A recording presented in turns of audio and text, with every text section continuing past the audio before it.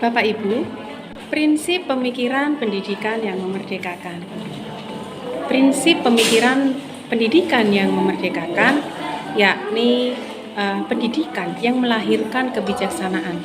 Pendidikan sesuai kodrat alam dan kodrat zaman.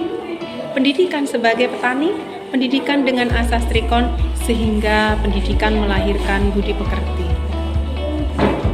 Pendidikan merupakan persemaian benih-benih yang akan ditanam. Sehingga pendidikan ibarat seorang petani. Pendidik mendidik anak sesuai dengan kodratnya, kodrat alam dan kodrat zaman. Pendidik bukan hanya mendidik saja, tetapi juga harus membersamai, menuntun laku yang ada di dalam diri anak.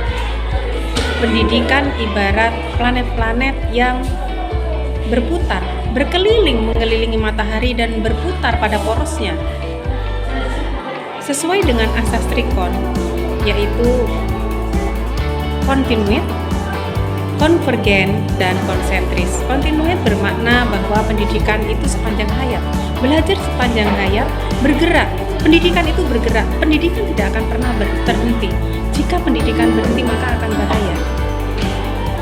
Bapak Ibu, selanjutnya kita akan terus mengembangkan pendidikan pada asas yang kedua, yaitu konvergen.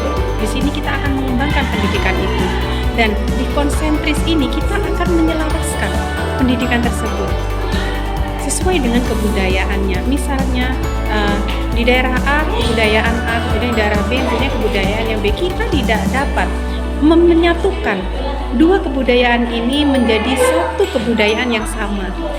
Biarkan kedua kebudayaan ini berkembang dan tumbuh sesuai dengan keindahannya masing-masing, sehingga akan tercipta beraneka ragam kebudayaan. Sama halnya dengan anak didik kita. Anak didik kita mempunyai kodrat yang berbeda. Biarkan anak didik kita tumbuh dan berkembang sesuai dengan kodratnya, yaitu kodrat alam dan kodrat zaman.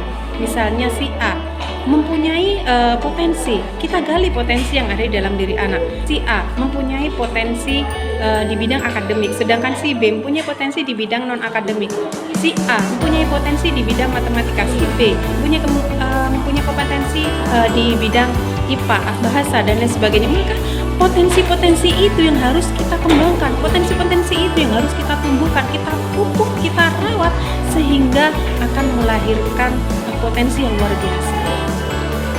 Bapak Ibu, dengan keindahan kebudayaan, maka pendidikan itu akan menjadi sebuah pendidikan yang berbudi pekerti.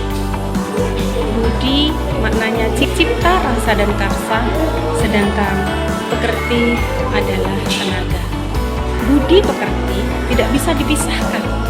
Budi pekerti adalah satu kesatuan yang harus tumbuh berkembang secara bersama-sama.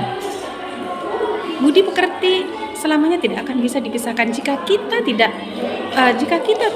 memisahkan kedua ini, maka budi pekerti tidak akan bisa tercipta.